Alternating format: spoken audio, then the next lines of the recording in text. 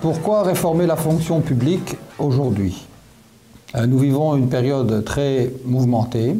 Le pays est confronté à une grave crise de confiance.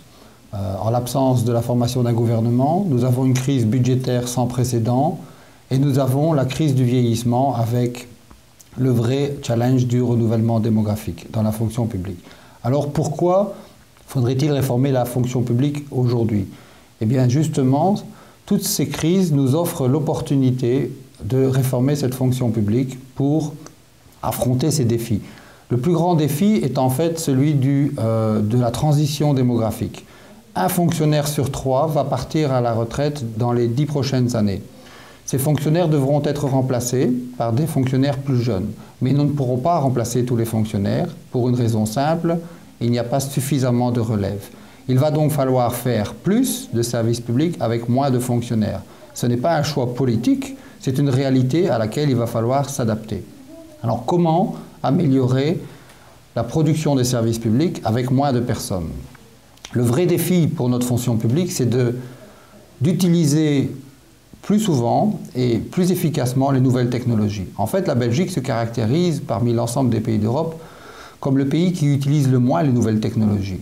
Si on regarde les chiffres, on constate que seulement 20% des communications avec l'État se font au moyen des nouvelles technologies par des services en ligne. Si on compare aux pays nordiques, c'est 3 fois plus dans les pays nordiques. Nous sommes donc en retard sur cette révolution digitale et le renouvellement démographique, l'arrivée des jeunes dans la fonction publique peut permettre une accélération de l'utilisation des nouvelles technologies dans cette fonction publique. C'est donc le premier facteur d'augmentation de la productivité dans les services publics.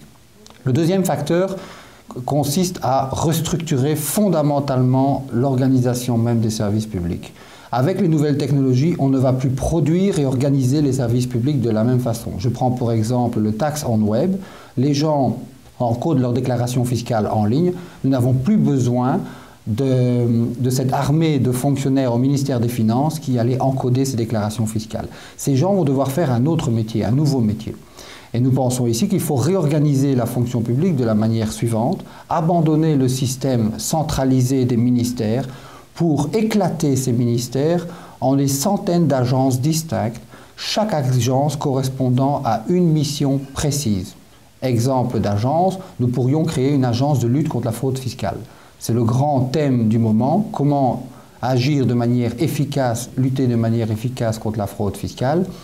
Eh bien, pour l'heure, nous ne pouvons pas le faire parce que cette responsabilité est éclatée sur différents services d'inspection distincts. On a 4 services d'inspection sociale distincts et on a aussi le ministère des Finances qui est responsable de cette lutte contre la fraude fiscale. On pourrait rassembler tous ces services qui poursuivent finalement la même mission en une seule agence qui aurait un seul objectif clairement identifié et qui serait financé sur base de la réalisation de cet objectif. Son objectif, c'est de lutter contre la fraude fiscale et sociale, et cela pourrait se faire tant au niveau fédéral qu'au niveau régional.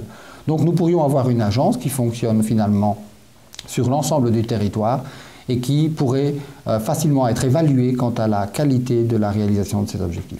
Donc Itinera propose fondamentalement de remplacer, c'est une véritable réforme en profondeur, de remplacer notre système de mandat par des systèmes d'agences comme les pays nordiques font depuis des dizaines d'années maintenant. En fait, la Suède a été le premier à lancer cette initiative dans les années 80 avec son système d'agences en décloisonnant complètement tous les ministères par une multitude d'agences différentes. Nous pourrions avoir des agences pour l'emploi, nous pourrions avoir des agences pour le logement social, nous pourrions avoir des agences pour la lutte contre la fraude fiscale.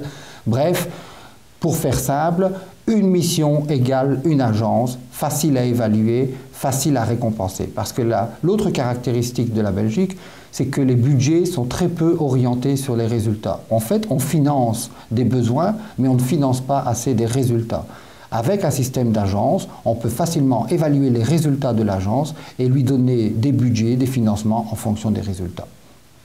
Une dernière chose que je souhaiterais dire ici, c'est qu'il est tout à fait possible, et c'est souvent ce qui se passe en fait, de réformer la fonction publique en période de crise grave.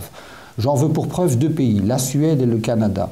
Ces 2 pays ont dans les années 90 traversé une crise très très grave. La Suède a eu son taux de chômage qui a été multiplié par 3. Et son produit intérieur brut réduit de 5%. C'était la crise de Stockholm. Et la Suède a profité si je puis dire, de cette crise majeure pour réformer sa fonction publique et pour notamment décloisonner, décentraliser une grande partie des activités de service public au travers de tout son système, son réseau d'agences. Fondamentalement, ce que cela signifie, c'est de basculer d'un système hiérarchique pour aller vers un système plus en réseau, où chaque agence est connectée aux autres au moyen des nouvelles technologies. C'est donc l'abandon d'une structure hiérarchique et centralisée pour aller vers une structure beaucoup plus décentralisée, beaucoup plus proche des utilisateurs et dont l'activité est beaucoup plus facile à évaluer. Voilà ce que fondamentalement Itinera propose en matière de modernisation de la fonction publique, en remettant l'utilisateur au cœur même de la production et de l'organisation des services publics.